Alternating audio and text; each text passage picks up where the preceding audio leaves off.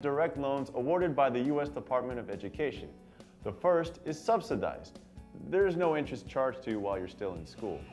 The second type is unsubsidized loans. Unlike subsidized loans, interest is charged while you're still in school and will be added to your total loan balance.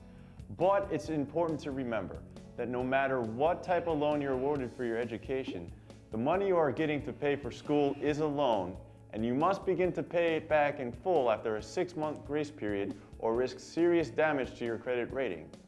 If your financial aid package contains any unsubsidized loans, you can choose to pay the interest on your unsubsidized loans while you're in school, or you can decide to wait until you graduate.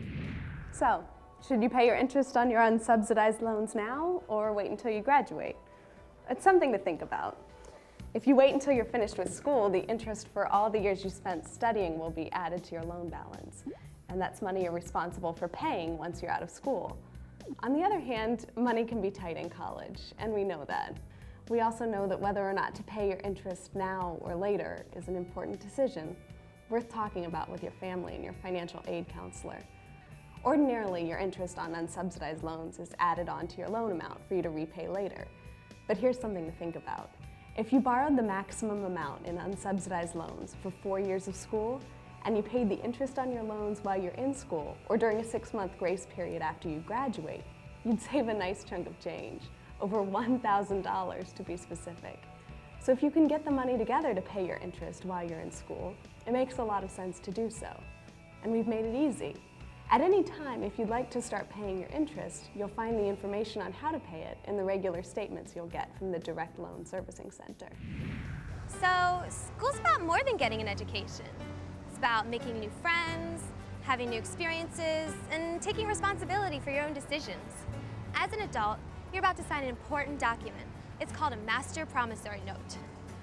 And sorry for the legal language here, but it's very important for you to understand that the Master Promissory Note is a legally binding contract between you and the U.S. Department of Education. Once you've signed it, your Master Promissory Note can be used to take out loans for up to 10 years, so you won't have to sign another while you're going to school for at least half time. Your contract with the Department of Education lays out everything you need to understand about the money you are borrowing, the interest you'll be charged, and when you're expected to begin repaying your loan. So please, be sure you understand the Master Promissory Note and the borrower's rights and responsibilities that comes with it. You'll also find other important information included too. For instance, in your borrower's rights and responsibilities, you'll find out more about the Teacher Loan Forgiveness Program that could allow you to cut your total loan debt by as much as $17,500 if you teach for at least 5 years in an elementary or secondary school serving a low-income community.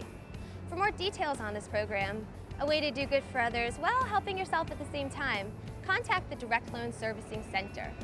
The Teacher Loan Forgiveness Program is just one of the features of your loan covered in the Master Promissory Note and the borrower's rights and responsibilities. So please, read them carefully.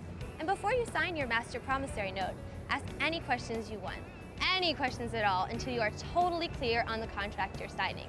Because remember, it doesn't hurt to say it again, the money you're getting for college is a loan and you will be responsible for paying it back.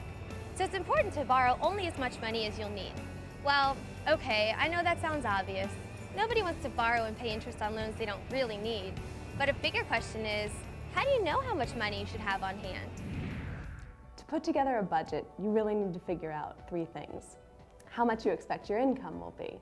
This should include your loan amount for the year, quarter, or semester, as well as any additional income from a job or your family or any other sources at all. How much you'll need to meet all your expenses. This is, obviously, the money you'll need to cover tuition, books, housing, and extra expenses. If your expenses are greater than your income, you'll need to either cut your expenses or make up the difference with a job or a bigger loan.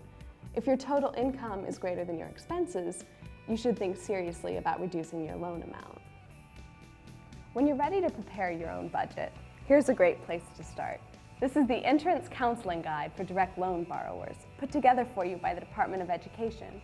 It's a simple, easy to understand booklet designed to give you the facts and information you need about your loans. Along with many other useful tools and facts, you'll find inside some simple guidelines that will make it easier to put together your own budget, something we really hope you'll take the time to do. Because, once again, it's important that you borrow only as much money as you need to stay in school. We understand that it seems like a long time in the future, but keeping your loan amount to only the money you really need will make it much easier on you down the line when you're paying it back. So when you receive your award letter giving you the details on your loans, follow the instructions you'll find there, because depending on your school's policy, you may be required to formally accept or decline your loan package. If the loans you've been awarded are more than you need to stay in school, talk to your financial aid counselor about how to reduce your loan amount. So, you've borrowed only the money you need. You've worked hard and had some fun along the way too. Finished school and earned your degree. Here's what you need to know now about repayment. You have a full 6 months from the day you graduate, stop attending school, or drop below half-time enrollment before you must begin making payments. We'll let you know when your grace period is coming to an end.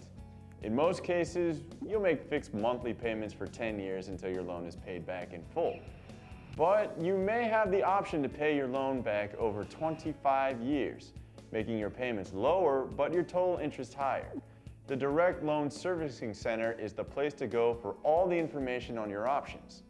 If you're ready for a reality check and wondering just how much you can expect your payments might be in the future, the Entrance Counseling Guide for Direct Loan Borrowers has more information that can help you ballpark now what you'll need to pay later. Your financial aid counselor will also be able to help. But what if you find yourself in a situation